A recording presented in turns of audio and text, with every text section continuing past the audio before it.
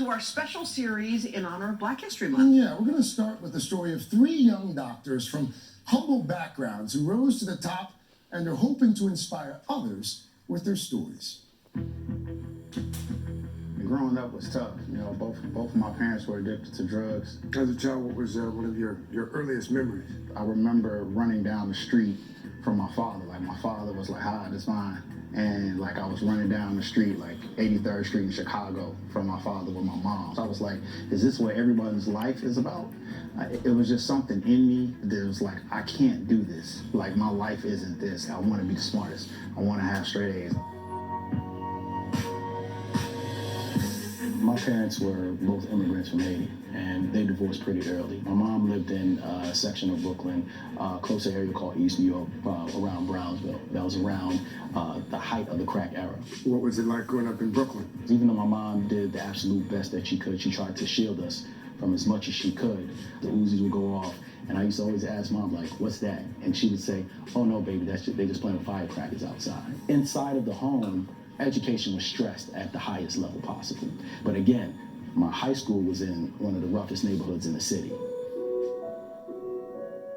I was raised by both of my parents. My mom was very heavily Christian. She was Christianity. And my dad, he was a hardworking guy. My dad had a third grade education, but he worked timeless hours to provide for a family of 6. I started seeing crime. I started seeing drugs. You got sucked in. Yeah, I got sucked in. One minute I was in church. I was going to church with my parents, but at the end of the night, things changed. I started entering the street life. You're selling drugs? Brought me to start selling drugs. That was this cousin of mine, and on October 13, 1996, he was murdered. He was shot 9 times. I felt like, you know, who was gonna die next? Me.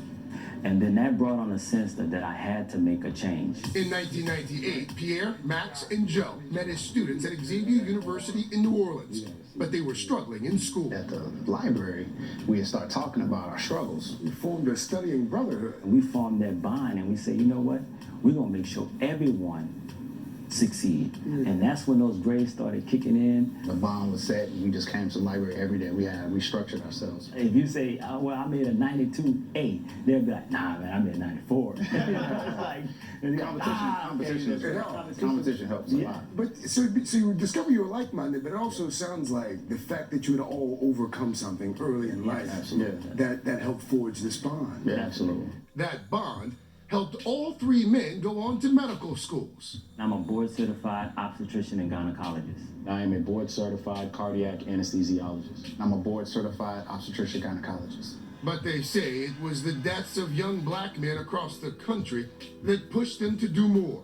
First, Trayvon got shot, then Tamir Rice, then Philando Castile. And I think Castile was the one that hurt.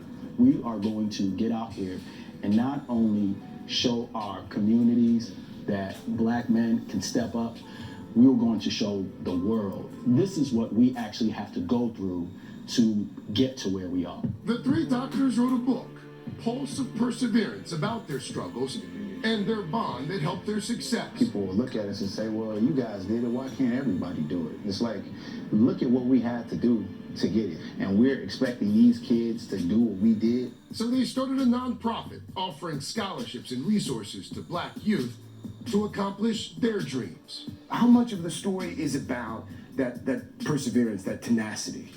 I think that's what it's all about. That kid that's on the corner that looks just like me can do whatever he wants to do and can be whatever he wants to be. If you teach these kids, there will be more Dr. Simeons, there will be more Dr. McGears, there will be more Dr. Johnsons, and we could change the narrative and change how the world views us. Wow.